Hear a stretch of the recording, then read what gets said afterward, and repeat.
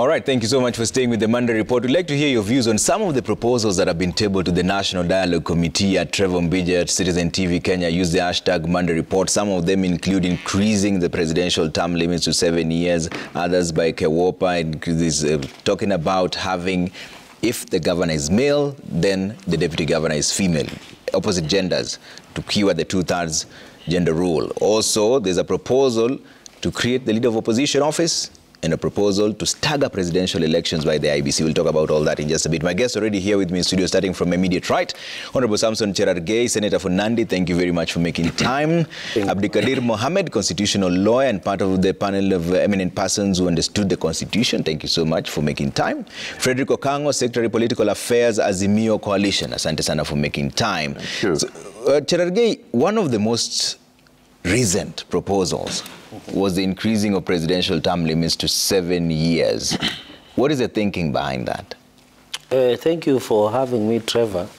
I think I normally come in the morning. It's unusual for me to be out in the evening. Yeah. But if you read my submission, and I brought a copy which was received by a National Dialogue Committee, it was not only about the term limit of the president, it was also creation of official opposition leader, reintroduction of office of the prime minister, extension of presidential term limit from 5 years to 7 years, and also constitutional backing for the CDF and War Development Fund. My thinking is very simple, and I said earlier today in the afternoon, that when you look at 5 years that the president has been given to serve, normally in Kenya, because this is unique to Kenya, is that 1 year after you assume office, you always do the supreme litigation issues, then the issues of settling down, like appointment of cabinet, vetting, realigning the government with your agenda. That 1 year goes. So again, after the fourth, the fifth year, you know, Kenyans like campaigns. The 50th year is only wasted, and even the statistics have shown even the economy is doing badly at that year because the country goes back to campaign mode. So you only have 3 years that you can really work for the people. And I think if you give 7 years, you minus the two, that one you do in settling, and then one during the campaigning period, you'll get 5 years, which all Kenyans are arguing about. And when we do these things, and I want to put this perspective straight, is that when we do these things, we sometimes do for now or for posterity. And as a senator of the great people of Nandi, and also as a member that has served in the Senate for some time now, I think it is important to have some of this conversation. Okay. Many countries have done it, yeah. And this is my personal opinion, because I've seen a number of people trying to cast aspersions. One, you have to know that I'm a member of UDA, yeah. But I'm not an official of UDA, number one. So you're not speaking on behalf of the president? Yes, I wanted to put that straight. Number two is that I don't sit in House leadership, not even the chair of a committee. So when I speak as just as a ranking member of the Senate and a member of UDA, yeah. And these are my personal opinion. And okay. When National Dialogue said everybody should come with their opinion, yeah. I don't know why would everybody want to criminalize my opinion, as opposed to there are people have talked about cost of living, okay. People have talked about representation, people have talked about electoral reforms. So I invite this discourse. I know this, if this matter comes to rubber meets the road, it will go to Article 257 of Popular Initiative. Okay. And to the critics, I'm ready for the contest, because I believe this is the conversation we should have as Kenyans. All right, but Abdikadir, you were part of the team that pegged this at 5 years. What was the thinking behind the 5 years that now Cherargei is proposing 7 years? Well, thank you very much. Broadly, I really don't support most of the ideas that are being presented in the talks, mainly because the structure of the Constitution, it has to have some resonance. You see, we have a presidential system right now, and the presidential system is based on checks and balances. One of the checks is that you have a term limit and you come for elections in 5 years, some countries in 4 years.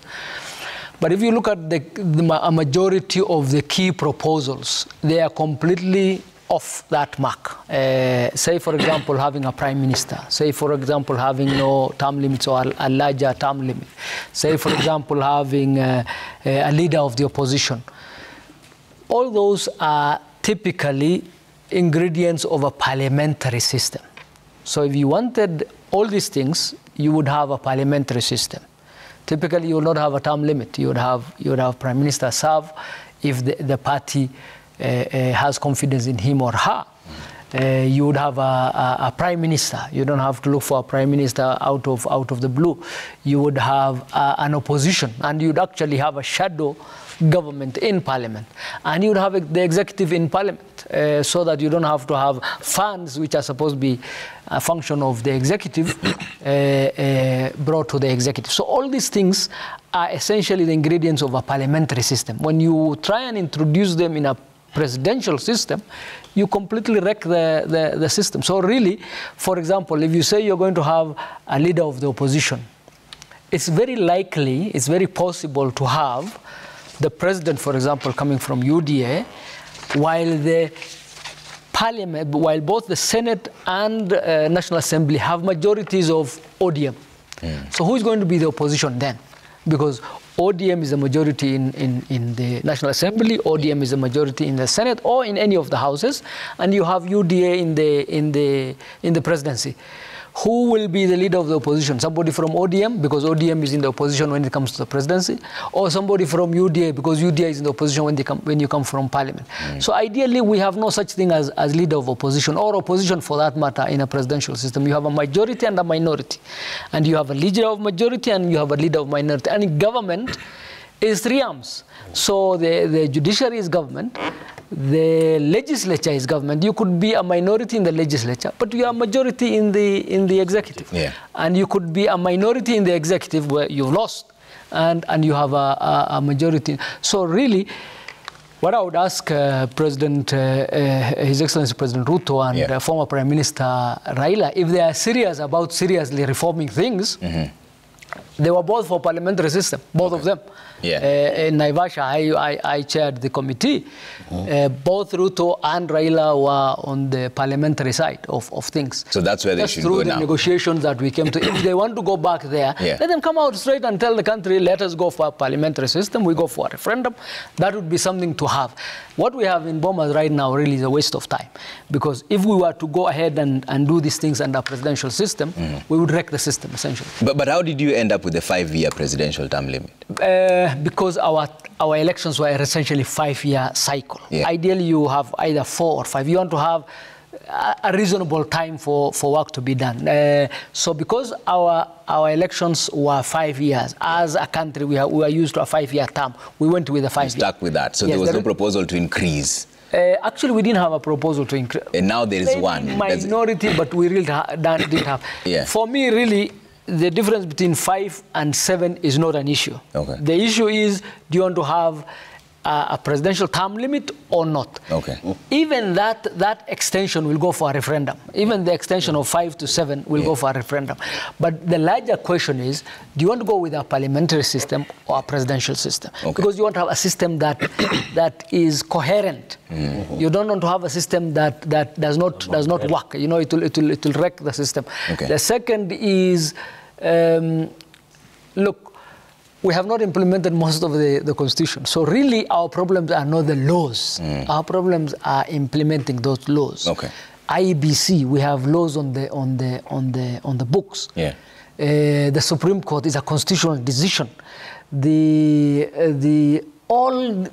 All the issues the politicians are opposed to, it's not because the laws are not there or they are not fit. It is because the politicians want to go around the laws and do their own things. So even if we had a different system, we would still have to be faithful and implement those laws. Okango, what are your thoughts, especially on the proposal to increase the presidential term limits from 5 to 7, and then the general proposals that are now coming to the National Dialogue Committee? Thank you, Trevor. First of all, if you recall, we tried this proposal when we were doing Punguza Mizigo Bill 2019.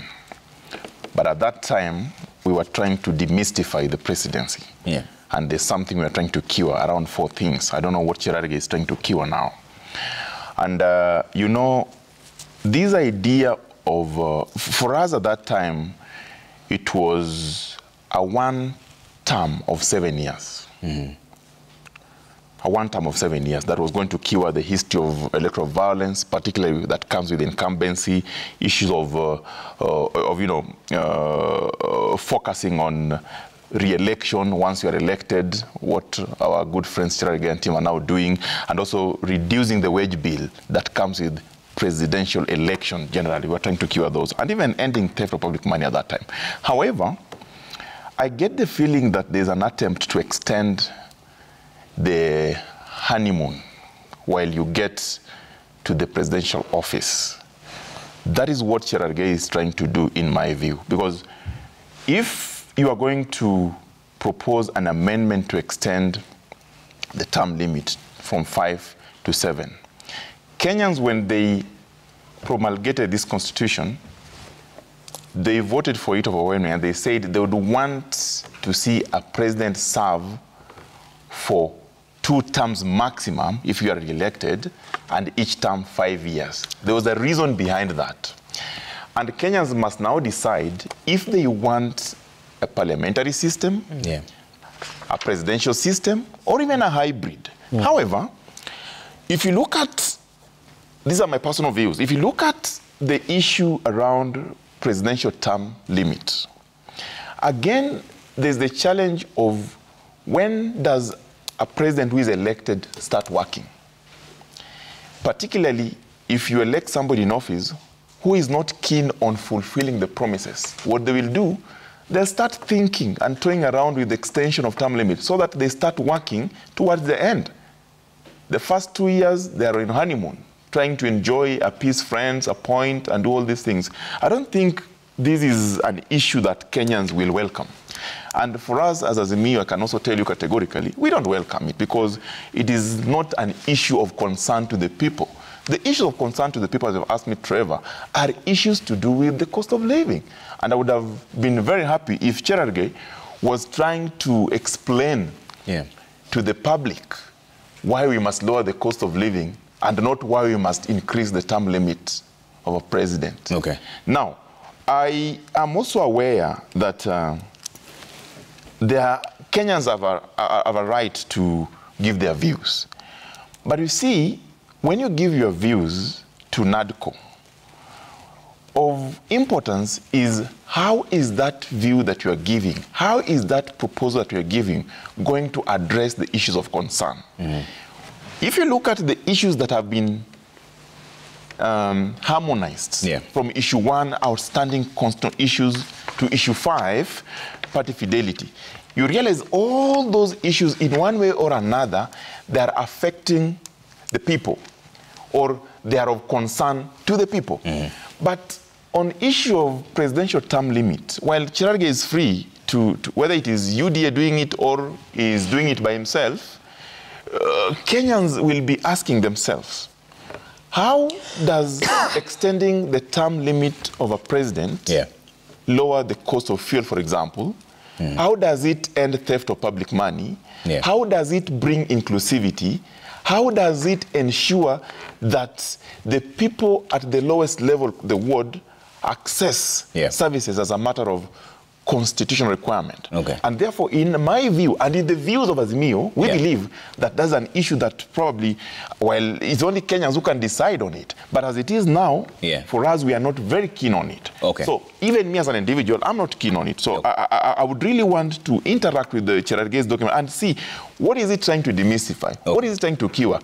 But having assessed it at a precursor look, it shows me that there's nothing it's trying to do. But the Punguza Mizigo was saying 7 years, 1 term. 1 term. And I've explained at that time, we were looking at the historical electoral violence that was associated with re-election. Because 1992, 1997, 2007, 2017, you realize when there's an incumbent seeking re-election, always there is that do or die, that I must get it. I must not go into history books as having been the only one-term president. And then there was an issue of when do they start working?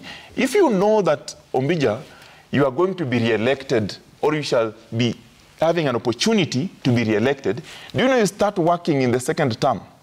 or towards the end of the first term, so that you tell people, by the way, I've started these 9 projects, please re-elect me so that I finish them. But there are those who can argue that also if you know that it's just 1 term, then you can be a bit reluctant, because you know either way, once I get in, depending on how you look at it, and against Ombija, these are issues that it's only Kenyans who can decide, as Cherargei said in 257, because when they're subjected to adequate and thorough public participation, right from collection of signatures all the way to the referendum, then Kenyans can decide they want it or they don't want it. Okay. Let me bring up a tweet by Dr. Ekuru Okot, Third Way Alliance leader here. He was addressing Cherargei earlier on this morning, actually. He sent out a tweet saying, Dr. Ekuru Okot, saying another useless and baseless proposal from the fake Bomas bipartisan talks is to create an office of the official opposition.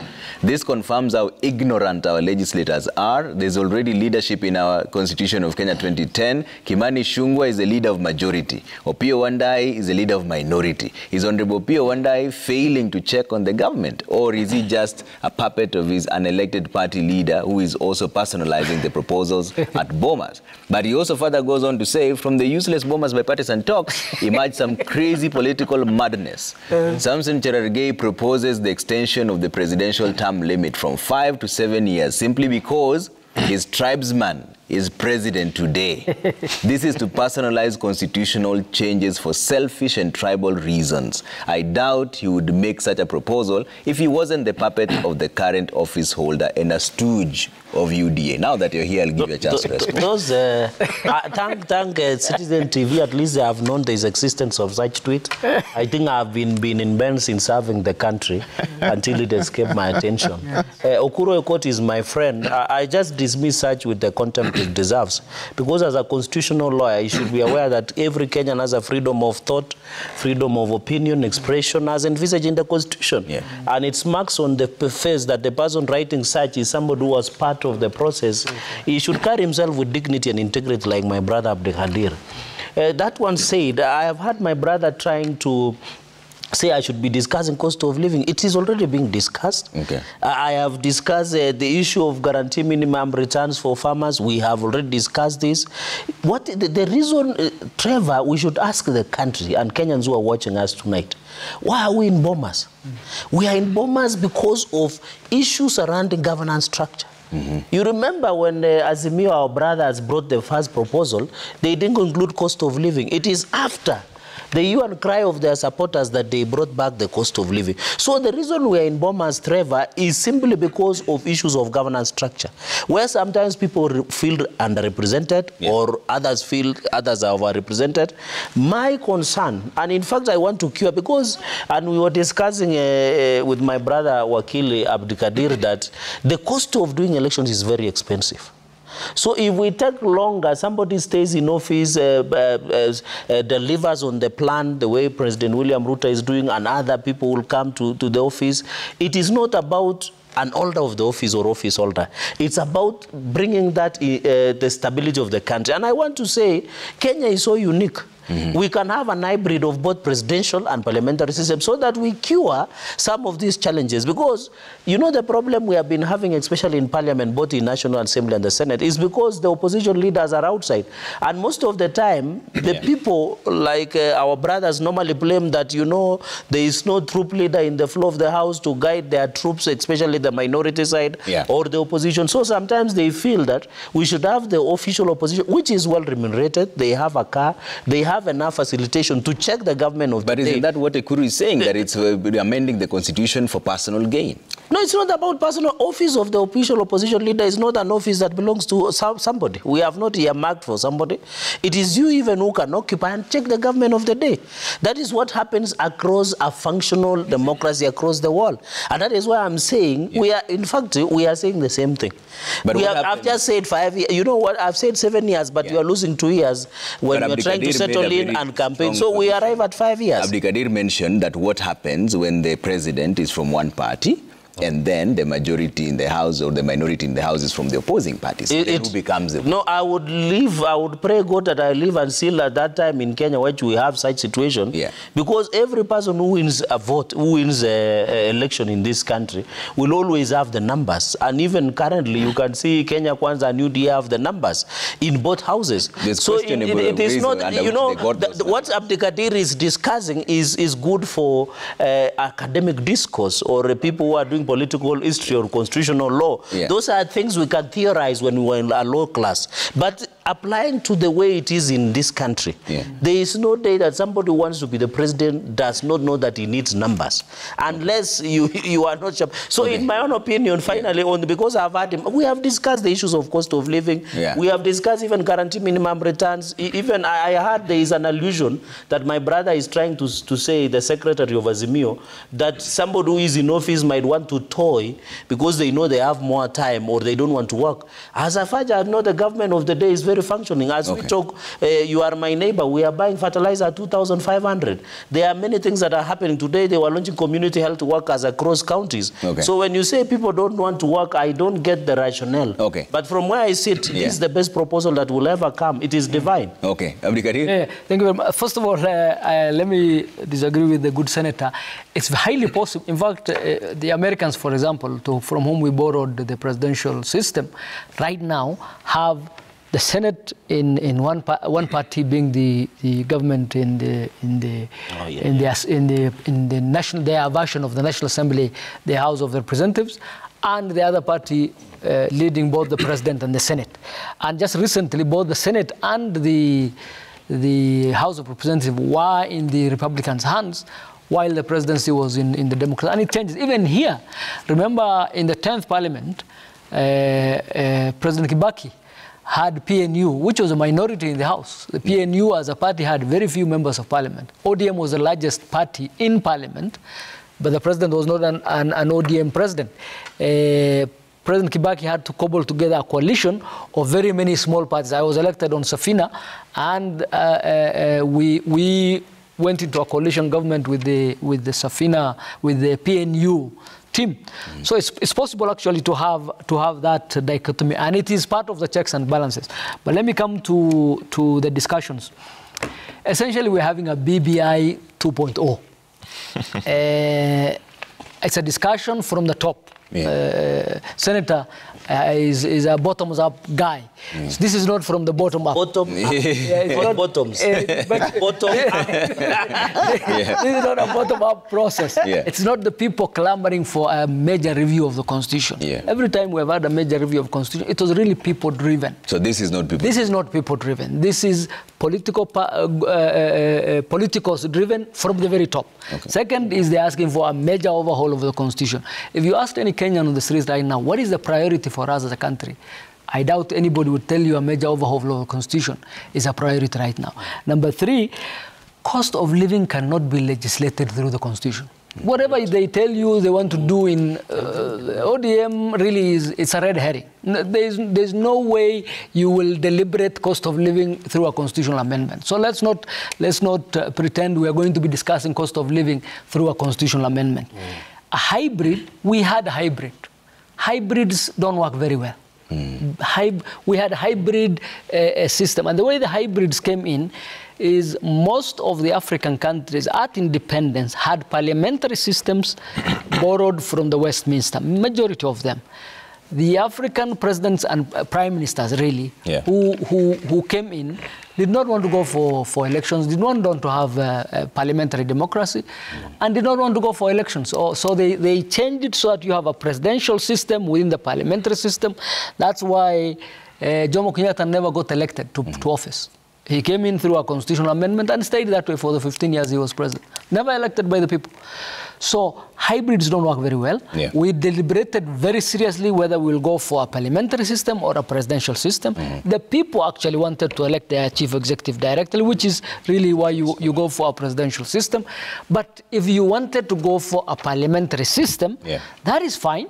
Let us bring that forward and say we want to go for a parliamentary system. Meanwhile, the political discussions are good. They have reduced the temperatures in the country. That is important. We have a number of large crises. Having a political crisis on top of that really is not good for the country.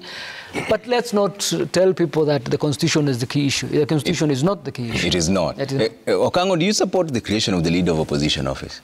Thank you. First of all, Trevor, the issues at NADCO, National Dialogue Committee, are not only constitutional issues. Once that process is completed, those issues in that report, we believe, they shall be categorized either constitutional, administrative, legislative, or policy. And therefore, you might find even that issue of cost of living could be under legislative or administrative issue that can be addressed. It's an issue of concern. Two, Cherargei says that his proposal is divine, and therefore it must be accepted, it should be accepted by majority so that he cures whatever he proposes.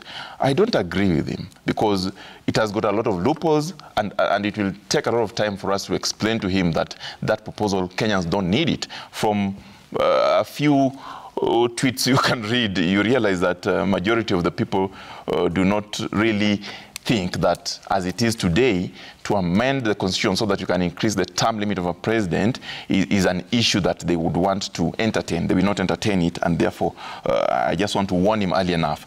Number three, you remember when BBI was being processed that gave birth to the Constitution of Kenya Amendment Bill 2020, there were issues therein, establishment of state offices, Prime Minister's office, there was office of the Leader of Official Opposition, and then there was also establishment of funds, Constituent Development Fund, Ward Development Fund.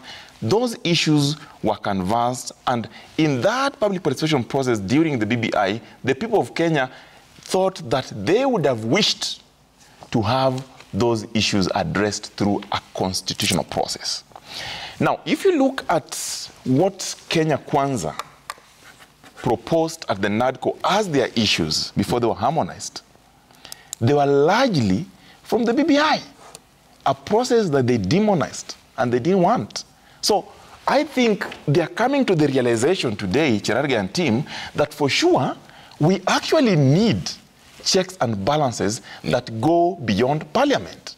For sure, we actually need to constitutionalize entrenchment of funds so that we can have CDF entrenched, we can have Senate oversight, we can have, constituent level of fund. Never mind, some of those funds, court has pronounced itself on them as unconstitutional. Now, for us, those were not our issues. They were issues that Honorable William Ruto wrote a memo to the two speakers of the House and tabled. So they didn't come from us. But as I said, if the people of Kenya believe that for proper checks and balances outside parliament, that they would want to see an official, structured, organized opposition through establishing an office of the official leader opposition, then they will have to demonstrate that through an amendment that can be defined, whether it is through parliamentary or through popular initiative under or 256 or 257. It is up to the Kenyans to decide. But you ask me a direct question, do I support, as Okango, I strongly believe that the current structure of government that we have, we need to be innovative and creative so that we don't see a person who is enjoying majority of support outside, number one. Number two, so that we also don't see a situation where the government of the day can actually procure members of parliament and buy them, and there's no one to speak for them. Okay. That is a situation that is likely. I'm not saying it's happening now, maybe it is, but it's a situation that is likely. And lastly, Ombija, you know, the office of Leader of Official Opposition, if you look at the Labour Party, it is well established and within parliament, and it is working. And if you look at how the debates happen in the floor, they are admirable and things are moving. But I'm very worried that a proposal of that magnitude is coming from a sitting president who would want to see that office created, because Honorable Ruto has said more than once that he will give Azimio that office. Never mind that office can only be given by the people of Kenya. He can't give it. Not even Cherargei can give it. Yeah. You know, he will give it. Okay. And Cherargei has just repeated his word that he will give them cars, offices, big. That's not what we need as Azimio. And Abdikadir said, today as it is, even Cherargei is an opposition leader because he is a member of parliament who oversights in parliament. So for sure, it is a position that Kenyans will have to decide. But for me, I think it is important.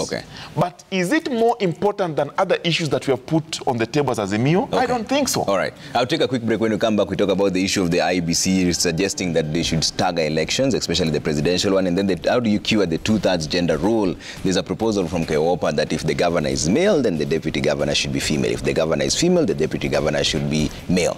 Will that work? That's a conversation we're having right after this break, all right?